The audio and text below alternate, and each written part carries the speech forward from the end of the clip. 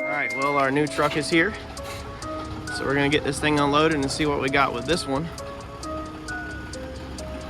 This one looks really nice. The transporter said it was nice. It says it cranks right up, drives, but it don't turn. I think I already see what's wrong with the turning issue. So she fired right up, but we got some track bar issue. Track bar's bent right there for the steering, so it's gonna be tricky to get this thing off because it doesn't want to turn but one way, but we're gonna try to get it off.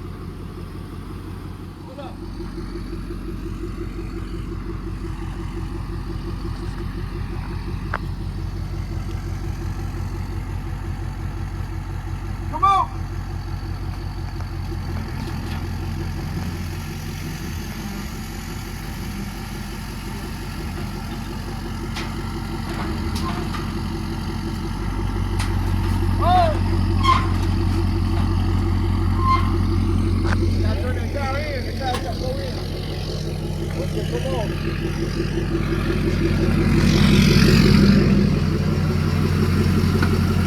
Can you turn the steering wheel so the tire goes that way, any Ed?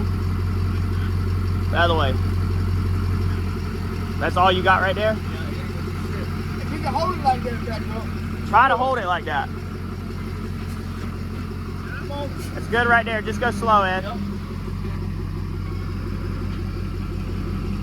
You can hold it like that, you do it.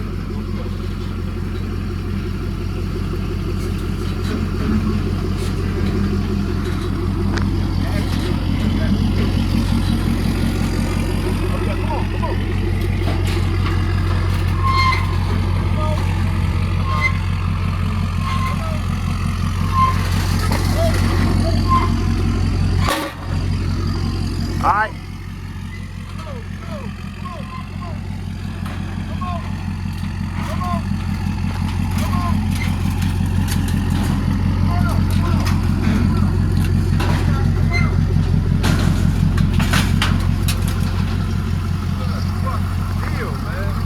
All right, so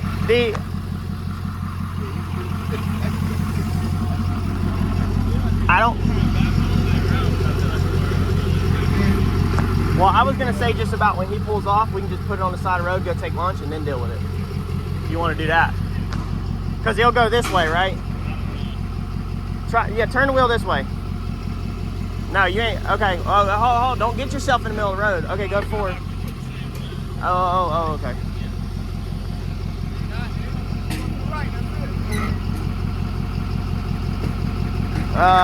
We got it off. Now we just got to get it to the side of the road. Oh God. Look at Ed's talent. It only turned one way. No, hold on, Ed. Oh yeah, you can actually just leave it right there for right now. Yeah, I'll move it later and move all that stuff out of the way. Able to get it all the way around here, and it only turns to the left, and it barely wants to turn to the right. Check that out. I'll get it back here before you work on it out front. So that's got to be a factory reverse camera, I guess. Oh, you know what that's for, right? What is it?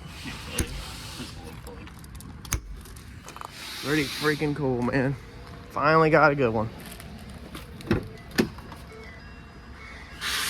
All right, let's get some lunch and get after it.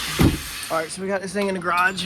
We're gonna get in here. We got to undo these lines right up here to get this pump out. I just went to the pick and pull and got a used one.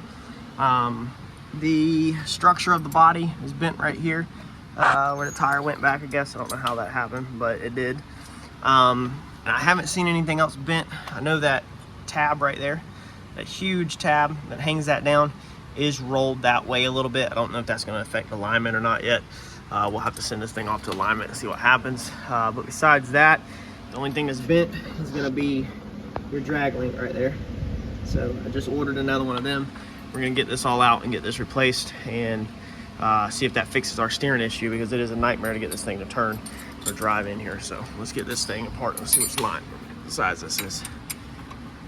All right, so turning this, you can see that let me hold the camera right here. Yeah, you can see that the shaft comes in and out. So when you turn it, see how it goes way in and it comes out off that line. I don't think that your steering shaft is supposed to move in and out. It could be 100% wrong, but my guess would be that it's supposed to just spin because this is hooked to obviously the steering shaft. So that means that the steering shaft would continuously be moving in and out, meaning excess wear, or it'd have to be a greasable item. You know, so I just really feel like it's not supposed to. We'll compare to other steering box here in a second. But also, whenever we move this, that down there, is that your pitman arm? It's not doing anything. We're pumping some fluid, but it's not doing anything down there. There it goes. So that will move like that when I go way over here, but then all of that does nothing. So there's definitely something whacked up inside of this steering box. And then you can see right here where I'm calling this the drag link. I don't know if that is, or the center link. Pretty sure this is the drag link, but it could be 100% wrong. It's bent, so we got another one of these on the way also. All right, so we got our new bar put on here. We got to finalize all this in the vehicle because I still don't know how much this needs to be turned on this end. But we got that ready to go. Put a grease fitting in it. I'm about to put our junkyard power steering pump in. Or not power steering pump, gearbox. So you can see your shaft is pretty much lined up. Everything is straight versus this one. When we put the steering wheel straight, this was straight steering wheel. You can see that's net lined up, so that's straight. You can see how that's cocked up. That should be like that. That should be more in line with that, and that be in line. So it's definitely something damaged internally. We get this junkyard one in, see if it works. All right, so we got all that put back together. We're about to try to drive this thing over to alignment, but one thing I can already notice is that being the steering was messed up and this thing had been turning, is obviously it has turned too far. So it was kind of spinning way too many times compared to what it was. When you do that, you have a clock spring in here. The clock spring is basically a wire that's curled up, and that's what all of these controls and your horn goes through. So the one dead giveaway when your clock spring don't work normally is no horn. And then also on the dash you can see the messages, and you see when we push the buttons we can't do anything. They're just cycling through themselves, so it does nothing at all. Volumes, nothing works, because the wire that goes from this steering wheel into the vehicle has ripped in half, obviously from being turned too much. So we're going to send this thing to alignment and make sure we don't have frame damage or nothing like that. It's the number one most important thing, first thing to do. And then when we get this thing back, if everything passes alignment, then we will then order a clock spring, and we'll be putting a clock spring in this thing. Also, we have an airbag light on up here on the dash, and that's probably going to be because of the clock spring, but we'll scan all that later and verify. But normally when you have no steering wheel control buttons at all, no horn, and you've had a situation where the steering wheel can turn too many times, even if you're changing suspension parts and you accidentally let the steering wheel spin, you can damage your clock spring. So normally that's a dead giveaway.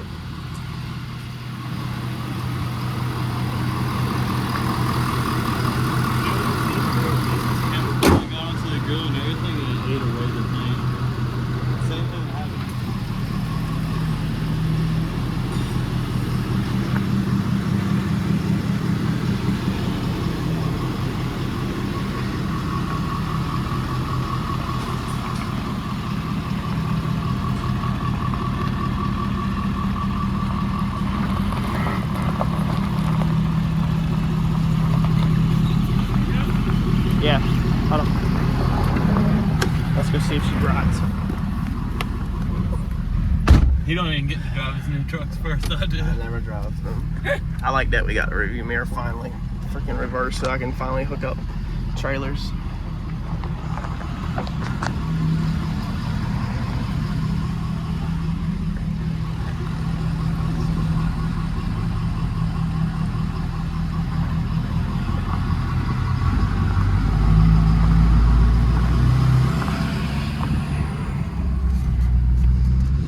My long lost friend. I don't even remember. Did these trucks have factory trailer brake controllers? Yeah, right there. Oh yeah. So this one has the switches too. Yeah, that's gonna be strobes. Some of them probably.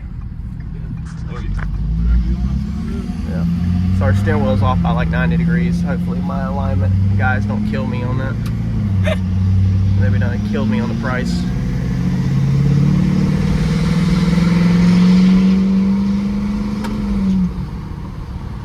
See that? Ed don't even care. He just, I mean, it's straight off the rollback. We ain't even testing nothing, and he's already acting like a fool. Was it got no brakes? Oh, the brakes are in the power steering. We just lost it. Yep. Yeah, picked up the air pocket. Yeah, so careful. I need to turn around and go back. It just rolled the air out of the system. I thought all the air was out when you turned it, but... Well, it's in the brakes too. Oh, okay, so yeah, when the brakes. Yeah, when we pumped the brakes, that probably got the rest of the air out. But no, on this truck, I don't know if it is the same because, well, the power steering has its own reservoir. Yeah, and it ties into the brake system. I found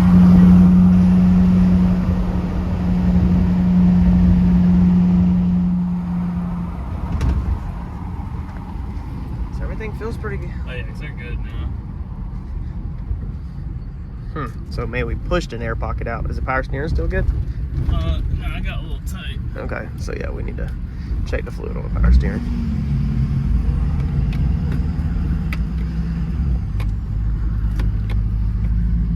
Don't tear it up. Let's tear it up. No, let's not, because I just bought it and I'm in real deep.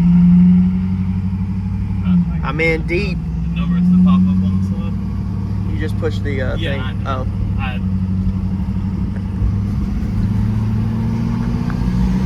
Miss old Superduty.